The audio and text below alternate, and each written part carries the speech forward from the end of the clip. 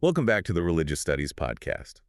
As always, this deep dive is generated with the help of AI, and everything you hear is fact-checked by scholar Bastian Freiburg. Great to be back. Today, we're exploring the Penan people of Borneo, the last nomadic hunter-gatherers in the region. Fascinating group. Yeah, their story is particularly relevant to anyone studying religion because their beliefs are so deeply intertwined with the rainforest. Yeah, it's almost like the forest itself is a sacred text for them. Right.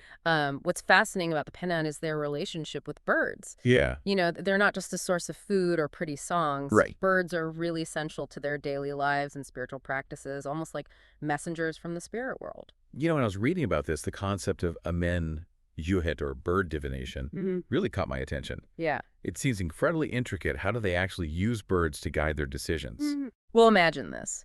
You're a Penan hunter setting out into the rainforest, right? You're listening closely to the calls of the birds, observing their flight patterns, even noticing which species are present or absent. Okay. All of these details carry meaning, acting as signs or omens. So it's not just about randomly seeing a bird and making a decision based on that. It's much more nuanced, right? Right, exactly. Over generations, the Penan have accumulated this vast body of knowledge about the rainforest ecosystem and the behavior of its inhabitants. Particularly birds, they've learned to interpret these very subtle cues, which can tell them things like where to find game, whether it's safe to travel in a certain direction, or even if a spirit is trying to communicate with them. I read that even Penan children can identify an impressive number of bird species. Oh, yeah. That's a level of expertise most of us can only dream of. It makes you realize how crucial this knowledge is to their way of life. It's like if you grew up surrounded by computers, you'd probably pick up a lot of tech skills just by observing and participating in your environment. For the Penan, the rainforest is their computer. Right. And birds are a key part of their operating system. That's a really good analogy. It's a prime example of what we call relevance-driven cultural transmission, Okay. where the environment directly shapes a culture's beliefs and cognitive processes. But tragically, that environment is under threat. Yeah. Deforestation in Sarawak due to logging and government policies is having this devastating impact on the Penan's way of life. Yeah. It's almost like their operating system is being corrupted. Yeah, that's a great way to put it. As the rainforest shrinks, certain bird species crucial to that Amen Juhit system are disappearing. Okay. This creates a sense of disorientation and anxiety among the Penan. They're losing their ability to accurately read the forest. Hunts become less successful, and there's this growing feeling of being lost, Yeah. both literally and figuratively. It's heartbreaking to imagine the emotional impact of this loss. Right. You know, they're not just losing trees, they're losing a vital part of their spiritual connection to the world. Yeah, and this loss is compounded by the fact that the Penan believe in spirits called Seton. Okay. These spirits can inhabit various forms, including animals, and play a significant role in their understanding of the world. So how does the destruction of the rainforest affect their relationship with the Satan? Well, the Penan believe that the rainforest, when undisturbed, allows for a balance between benevolent and malevolent Satan. Okay. But as the forest is destroyed, this balance is disrupted. They start to attribute misfortune and hardship to the influence of these negative spiritual forces, reflecting the chaos and disruption they're experiencing in their physical world. So it's not just about the practical challenges of losing their forest home. It's about a deeper spiritual crisis as well. Exactly. They're literally seeing their world, both physically and spiritually, being destroyed. And into this already turbulent landscape, you have Christian missionaries entering the picture, attempting to convert the Penan to their faith. Often this involves discrediting traditional Penan beliefs. It's like trying to install a completely different operating system onto a computer that's already malfunctioning. Yeah, I'm really curious about the missionaries' impact on the Penan. Yeah. It seems like a complicated situation with the potential for both positive and negative consequences. It certainly is.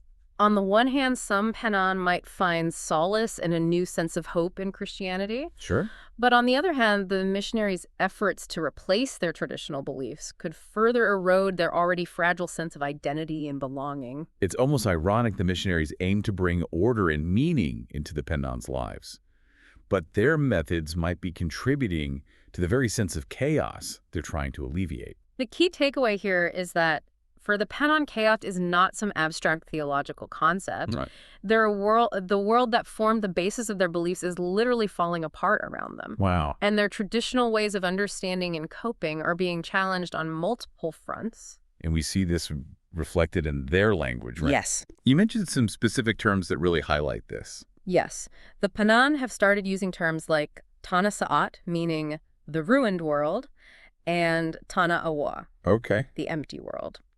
These phrases are incredibly poignant. They capture the profound sense of loss and disintegration they are experiencing. Mm. It's important to remember that for the Penan, the forest isn't just a resource. Right. It's their entire world, physically, culturally, and spiritually.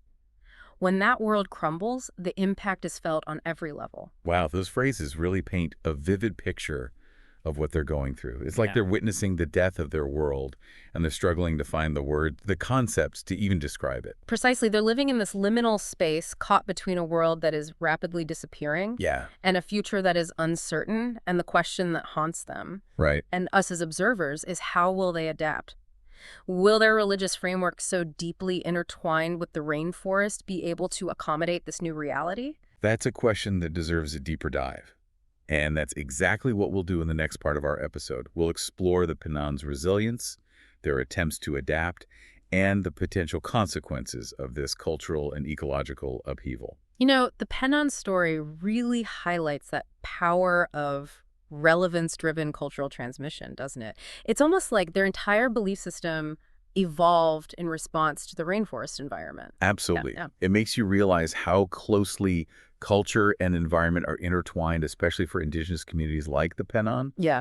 Their knowledge of the rainforest, their understanding of the sites, and even their Amen Juhit divination practices, it all stems from their deep connection to this very specific ecosystem. And that's what makes their current predicament so challenging. It's not just about losing their physical home. It's about losing the very foundation on which their culture and beliefs are built. Right. Think of it like a computer program that was designed for a specific operating system. It won't function properly or at all if the environment changes drastically. It's like their software is becoming increasingly incompatible with the hardware, so to speak. Yeah. And that raises a really crucial question. Can their belief system adapt? Can be reprogrammed in a way to function in this new, rapidly changing reality? That's the million-dollar question, isn't it? The Penan are facing an existential crisis. Their response to this crisis will determine the fate of their culture and their spiritual traditions. We've talked a lot about the negative impacts of deforestation and the complexities of missionary activity, but are there any signs of resilience? Are there any indications that the Penan are finding ways to adapt their beliefs to this new reality? Well, it's important to remember that cultures are not static. They evolve over time, responding to both internal and external pressures, and the Penan are no exception. I'm curious, what would adaptation look like in this context? Well, it could take many forms. For example, we might see a reinterpretation of the role of Satan in a changing environment. Perhaps the Penan will develop new rituals or practices to appease the spirits in a deforested landscape, or maybe they'll incorporate elements of Christianity into their existing beliefs, creating this hybrid system that blends old and new. That makes me think of the cargo cults that emerged in Melanesia after World War II. Right. You know, those communities experienced this sudden influx of Western goods and technology, which they tried to integrate into their existing belief systems. Right. It's a fascinating example of cultural adaptation in the face of really rapid change. Exactly. It shows that cultures are remarkably resilient and creative. Yeah. They find ways to make sense of the world around them, even when that world is turned upside down. But adaptation can also be a very painful process. Yeah. It often involves loss, compromise, and the potential for conflict. We see this even in our own lives, right? When we face major life changes, it can take time to adjust our perspectives and find a new sense of balance. Absolutely. And for the Penan, the stakes are incredibly high. Their entire way of life, their cultural identity, their spiritual connection to the world, it's all in flux. The decisions they make now will have a profound impact on their future. It makes you wonder, what responsibility do we have as outsiders to support the Penan in this process? Is it enough to simply observe and document their struggles? Or should we be more actively involved in helping them preserve their culture and traditions? That's a complex question, and there are no easy answers, but I think it starts with recognizing the value of their culture and acknowledging the harm that has been done. and perhaps challenging our own assumptions about progress and development. Hmm. The Penan story forces us to confront this uncomfortable truth that our definition of progress often comes at the expense of other cultures and the environment. Absolutely. The Penan struggle is not just their own, it's a reflection of a global crisis, a crisis of unsustainable development, cultural homogenization, and environmental degradation. Their experience serves as a warning, but also as a source of inspiration. They remind us of the importance of cultural diversity, the resilience of the human spirit, and the need for a more harmonious relationship with the natural world. You know, the Penan are showing us through their struggles and adaptations that there are other ways of being in the world, other ways of understanding our place in the cosmos. And perhaps by listening to their stories, by learning from their experiences, we can find a path forward that honors both their traditions and our own responsibility to create a more just and sustainable future. Indeed, their story challenges us to ask ourselves some fundamental questions about what truly matters, what constitutes a good life, and how we can live in a way that respects both cultural and ecological diversity. And with that, let's take a moment to reflect on everything we've discussed so far in the final part of our episode. We'll delve deeper into these very challenging questions and explore the broader implications of the Penan story for our own lives and for the future of humanity. So we've covered a lot of ground in this deep dive, exploring the complex relationship between the Penan people, their rainforest home, and their very unique belief system. What stands out to you as the most significant takeaway from their story? You know, for me, it's the stark reality of how deeply interconnected culture, religion, and the environment really are. Yeah, The Penon's experience isn't just a cautionary tale about deforestation. right. It's Yeah. a really profound illustration of how our beliefs shape our understanding of the world and how those beliefs are in turn shaped by the world around us. It makes you wonder what happens to a culture's spiritual core when the very environment that nurtured it starts to disappear. We've seen how the loss of the rainforest is disrupting their Amen Juhit practices, shaking their faith in the balance of the Saitana and leaving them with this really profound sense of loss and disorientation. And that sense of loss is so palpable in their language, isn't it? Yeah. The terms Tanasat and Tanawea, the ruined world, the empty world, Right. and they speak volumes about the emotional and spiritual toll of this ecological devastation. Imagine seeing the world, the world that gave meaning to your existence crumble before your eyes. It's a trauma that goes far beyond the physical loss of trees and animals. It's almost like they're experiencing a collective grief, a mourning for a way of life that's slipping away. And yet, amidst this grief, we've also seen glimpses of incredible resilience. They're finding ways to adapt, to reinterpret their traditions, to blend old and new in an attempt to make sense of this changing reality. The question is, will these adaptations be enough? Can their belief system, so deeply rooted in the rainforest, truly survive in a deforested world?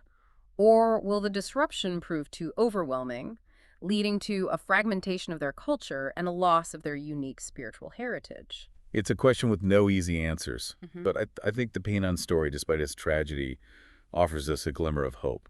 It reminds us that cultures are not static. They're constantly evolving, adapting to new challenges and opportunities. Yeah, and their experience also highlights the importance of cultural diversity in a world that is increasingly homogenized, where dominant cultures often impose their values and beliefs on others. The Penan story reminds us that there are other ways of seeing the world, other ways of connecting with the sacred, other ways of being human. Their story is a call to action, urging us to protect not just biodiversity, but also cultural diversity, because when we lose a culture, we lose a unique perspective on the world, a unique way of understanding our place in the cosmos. And ultimately, the Penan story is a mirror reflecting our own relationship with the natural world. Right. It compels us to ask ourselves some hard questions. What is our responsibility to the planet and to the cultures that depend on it? What sacrifices are we willing to make to ensure a future where both ecological and cultural diversity can flourish? Those are questions we all need to grapple with, not just as academics or students of religion, but as human beings sharing this very fragile planet. The Penan story is a reminder that we are all interconnected, that our actions have consequences, and that the choices we make today will determine the future of our world and the richness of its tapestry of cultures. Thanks for joining us for this deep dive into the world of the Penan people and their rainforest home. We hope this episode has given you a new perspective on the complex relationship between religion, culture, and the environment. Until next time, keep exploring, keep questioning, and keep learning.